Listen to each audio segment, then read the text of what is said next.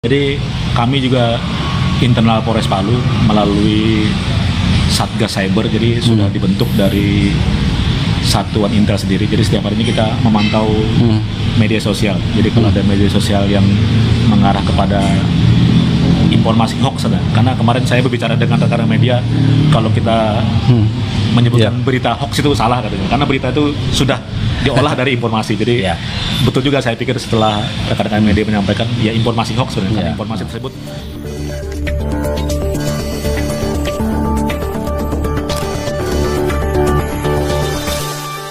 Audio Jungle.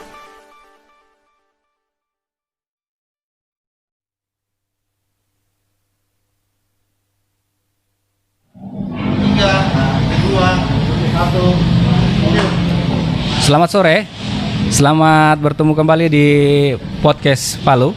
Kita di obrolan santai jelang maghrib, dan kali ini kita kehadiran tamu Bapak Kapolres Palu, AKBP Riza Faisal, SIK MM, begitu Pak ya? betul. Ya.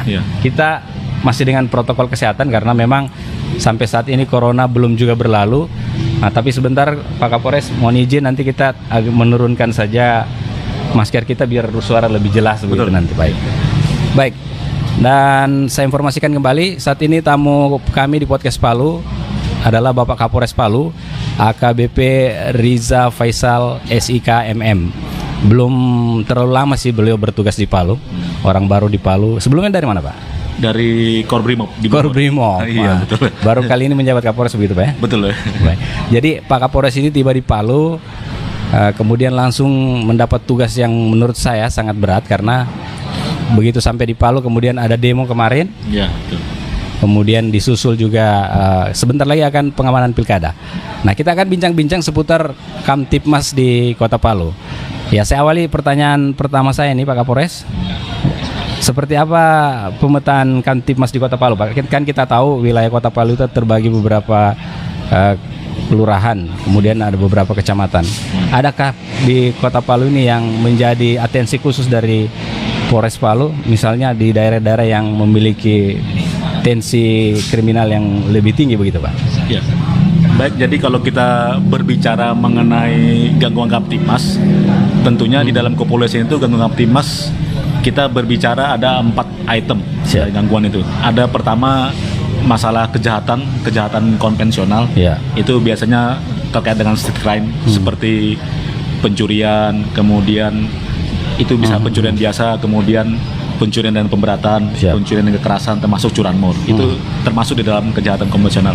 Kemudian yang kedua itu kejahatan yang terkait dengan transnasional. Transnasional itu bisa terorisme atau mungkin narkoba, ini bisa antar negara. Jadi yang itu dimaksud dengan transnasional. Kemudian kejahatan yang berimplikasi kepada kontingensi, ini terkait dengan konteks sosial. Dan yang berikutnya kejahatan terhadap kekayaan negara. Namun kalau berbicara situasi Kamtipmas di Kota Palu sendiri, memang sampai dengan saat ini untuk kejahatan yang sering terjadi konvensional. Namun masih dalam tahap kalau kita berbicara di kepolisian masih bisa kita kendalikan. Namun yang menjadi fokus kita ini biasanya 3C, kasus 3C itu curat dan curanmor. Itu yang marak terjadi. Dan ini kalau kita melihat hasil pemetaan kita selama tahun 2020 ini, dari mulai bulan Januari sampai dengan terakhir kita bulan Oktober ini, memang kasus yang cukup tinggi itu atau yang menjadi atensi itu peningkatan curas dengan curanmor. Ini juga sudah mulai, dan ini hampir terjadi di seluruh wilayah. Di 8 kecamatan yang ada, yang mulai dari, kalau kita berbicara wilayah hukum ada 4 polsek termasuk KP3, ini juga hampir semua merata kejadiannya untuk kasus curanmor dengan curas ini. Jadi di Kota Palu sebenarnya tidak ada yang daerah-daerah yang menonjol gitu, tapi semua merata begitu. Hampir merata, betul. Hampir merata. Kalau narkoba sendiri Pak seperti apa? Kalau narkoba sendiri juga memang selama ini dari hasil pengungkapan dari Sat Narkoba sendiri, memang kita di level Polres sesuai dengan kondisi situasi dan personil kita, memang kita belum bisa mengungkap dalam jumlah besar, tapi untuk jumlah kecil narkoba kita sering mau pengungkapan. Memang terbukti ini kalau kita membandingkan data dari tahun 2019 dengan 2020 untuk narkoba ini di tahun 2019 itu ada 59 kasus dari bulan Januari sampai dengan Desember. Tapi di tahun 2020 sampai dengan bulan Oktober sendiri udah 76 kasus. Ini kalau kita melihat memang banyak pengungkapan yang dilakukan narkoba. Memang kita belum bisa seperti Polda karena Polda mungkin memiliki teknologi yang lebih IT-nya. Jadi tapi kita berupaya. Tetap berupaya. Jadi, selain kasus 3C ini termasuk juga narkoba. Ya. Bapak di Palu efektifnya Pak Kapolres berapa bulan ya bertugas? Kalau bertugas sekitar 2,5 bulan. 2,5 bulan, baru sekali Pak ya. Iya betul. Ini tantangan juga buat tantangan. Iya betul. Ya. Ke depan ini kan Pak Polres Palu akan punya pekerjaan berat ini Pak. Menurut saya ada pekerjaan berat. Yang pertama ya soal pengamanan pilkada. Di Palu ini kan selain pilkada wali kota, yang juga Bapak menjadi fokus pengamanan itu soal pengamanan gubernur untuk tahapan-tahapannya karena KPU provinsi itu adanya di ibu kota provinsi. Ya, betul. Nah, untuk tahapan yang kemarin itu kan Pak mulai dari pendaftaran itu sudah dijalankan dan sudah berjalan dengan maksimal. Kemudian masih ada debat kandidat. Persiapannya seperti apa itu Pak? Untuk debat kandidat sendiri tanggal 11 kemarin kita baru selesai putaran kedua khusus untuk wali kota dan wakil. Kebetulan besok putaran kedua untuk gubernur dan wakil gubernur. Jadi kebetulan kami kemarin mengikuti rapat bersama dengan staf dari Polda di kantor KPU provinsi. Jadi rencananya besok debat kedua dari pasangan calon gubernur dan wakil gubernur pasangan nomor 1 nomor 2 dilaksanakan di Hotel Swiss Bell pada sore hari. Jadi kami sudah berkoordinasi karena ini tingkat gubernur tentunya levelnya Polda, tapi kami karena punya wilayah juga kami akan ikut dalam pengamanan tersebut. Jadi kami sudah berkoordinasi dengan Polda, termasuk juga untuk menyiapkan rencana pengamanan besok pada saat debat gubernur dan wakil gubernur pasangan calon tersebut. Polres Palu menurunkan berapa personil Pak untuk pengamanan debat? Kami melibatkan personil kurang lebih 150 orang yang bergabung dengan Polda. Jadi nanti digabung dengan Polda jadi semakin banyak. Ada tidak Pak semacam protap untuk di debat itu misalnya para pendukung dibatasi berapa ataukah tidak boleh membawa massa atau seperti apa? Betul, kalau untuk di dalam area debat sendiri sesuai dengan peraturan KPU PKPU nomor 13 di sana sudah ditegaskan 50 orang. Pada saat rapat koordinasi kemarin kami juga sudah menekankan kembali, KPU juga menyampaikan kepada LO yang hadir agar tidak membawa massa hadir ke sana. Cukup yang hadir hanya di undangan. Namun kita juga perlu mengantisipasi.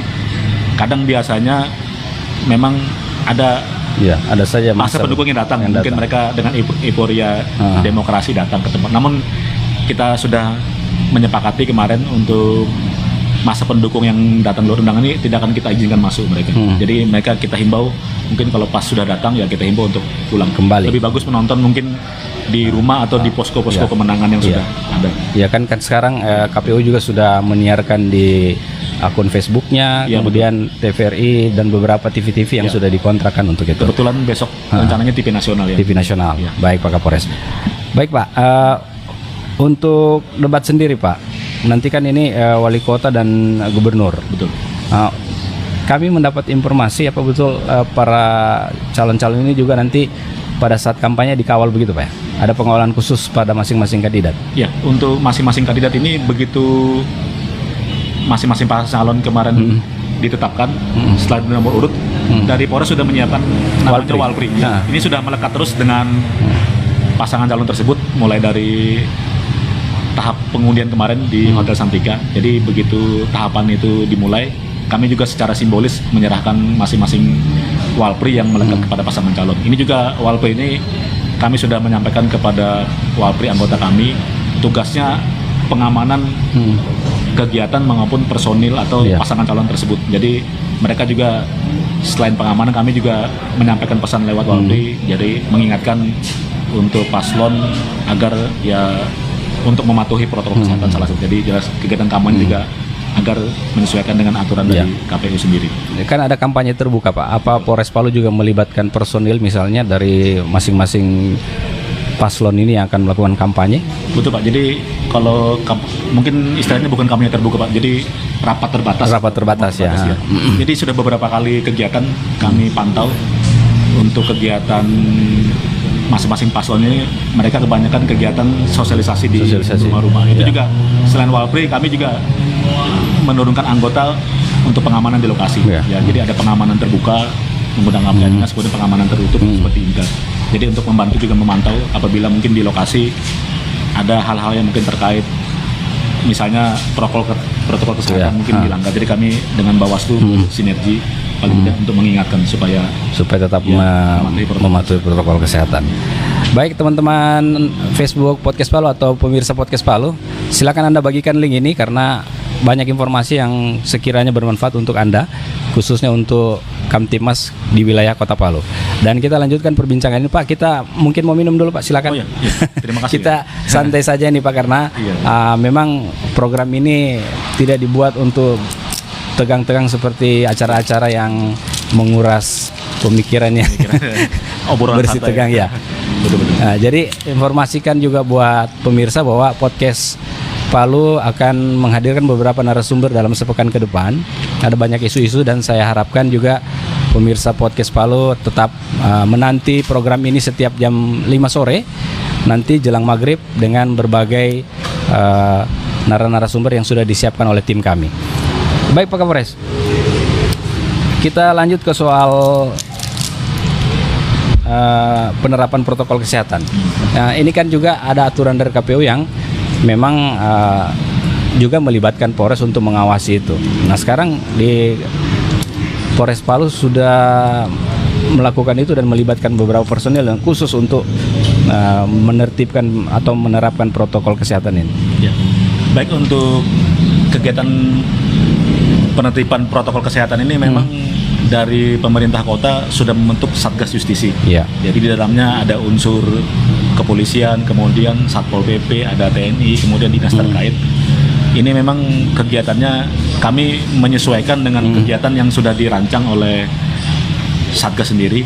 Namun di luar itu, jadi kegiatan kami karena ada kegiatan di internal kepolisian itu operasi Amanusa terkait dengan bencana non alam, khususnya pandemi COVID ini. Jadi kami kegiatan sehari-hari juga membantu untuk dalam hal pencegahan. Jadi ada fungsi kami, fungsi Dimas melalui Babin Kamtibmas, kemudian ada fungsi Sabara pada saat kegiatan patroli, kemudian lantas juga di jalan pada saat melakukan pengaturan. Jadi memang masih banyak menemui di jalan mungkin masyarakat yang mungkin lupa pada saat berkendara atau pada saat kegiatan di luar memakai masker. Itu kami berikan himbauan-himbauan kepada masyarakat. Jadi untuk menerapkan 3M tersebut. Jadi mulai dari memakai masker pada saat keluar dari rumah, kemudian menjaga jarak, termasuk mencuci tangan dan menghindari kerumunan. Anggota Polres yang dilibatkan di tim Satgas sekitar berapa orang Pak? Kalau untuk di dalam struktur Satgas hanya 6 orang sebenarnya. 6 orang aja. Karena per kecamatan atau dalam satu dalam tim satu itu? lingkup kabupaten Satgas tersebut. Adakah sudah juga masyarakat yang diberikan sanksi sesuai yang aturan yang dikeluarkan dari Pemkot? Dari beberapa kali kami mengikuti, ada beberapa yang diberikan sanksi oleh Satgas sendiri yang kami pantau, seperti kemarin untuk melakukan pembersihan nyapu di jalan. Itu begitu, sanksi sosial begitu ya? Sanksi sosial, betul. Jadi tetap melekat aturannya di Pemkot Palu melalui Satgas. Polres hanya membackup begitu Pak? Iya, betul. Baik. Oke, pemirsa Podcast Palu, ini yang menarik juga Pak Kapolres karena sebentar lagi akan pelaksanaan Pilkada 9 Desember 2020. Hal yang paling dikhawatirkan adalah soal provokasi yang dilakukan di media sosial, khususnya penyebaran informasi-informasi hoax. Kesiapan Polres Palu untuk mengantisipasi ini seperti apa Pak? Jadi kami juga internal Polres Palu melalui Satgas Cyber, jadi sudah dibentuk dari Satuan Intel sendiri. Jadi setiap hari ini kita memantau media sosial. Jadi kalau ada media sosial yang mengarah kepada informasi hoax, karena kemarin saya berbicara dengan rekan media, kalau kita menyebutkan berita hoax itu salah katanya, karena berita itu sudah diolah dari informasi. Jadi betul juga, saya pikir setelah rekan-rekan media menyampaikan ya informasi hoax sebenarnya, karena informasi tersebut belum tentu kebenaran. Jadi disampaikan untuk informasi hoax yang beredar di Facebook juga menjadi pantauan kami. Nanti apabila itu bisa menimbulkan kegaduhan atau malah memprovokasi warga, kami akan melakukan tindakan seperti mungkin berkoordinasi dengan Kementerian Kominfo melalui ada nomor HP yang bisa kami hubungi untuk menyampaikan tersebut, atau melalui Krimsus Polda, karena mereka yang lebih canggih punya alat dalam hal patroli cyber tersebut. Jadi Polda memiliki alat yang lebih ini, jadi berkoordinasi dengan Polda. Betul. Sejauh ini Pak, sudah adakah informasi-informasi yang sempat diprotek atau diselidiki oleh Polres Palu terkait penyebaran informasi hoax, khususnya jelang pelaksanaan pilkada ini? Untuk informasi hoax sendiri yang ditangani secara khusus memang tidak ada, tapi ada beberapa mungkin seperti ada informasi pengrusakan segala macam, itu sudah langsung kita tindak lanjuti supaya nanti jangan sampai informasi liar beredar. Terus mereka juga bekerja sama dengan Bawaslu supaya cepat apabila ada informasi-informasi masuk atau yang tulisan beredar, supaya bisa kita antisipasi. Kalau memang itu sudah masuk ranahnya tidak pidana pemilu, kita bisa langsung menindaklanjuti. Oh ya, jadi di timnya Bapak ini di Polres Palu nanti juga akan melibatkan teman-teman dari Bawaslu, KPU dengan kalau yang begitu ya? Untuk masalah penanganan hoax ini memang internal kita. Cuma nanti kalau terkait dengan masalah tindak pidana pemilu, tentunya kita melalui Gakumdu yang ada, yang tim gabungan dari Bawaslu maupun dari Reskrim.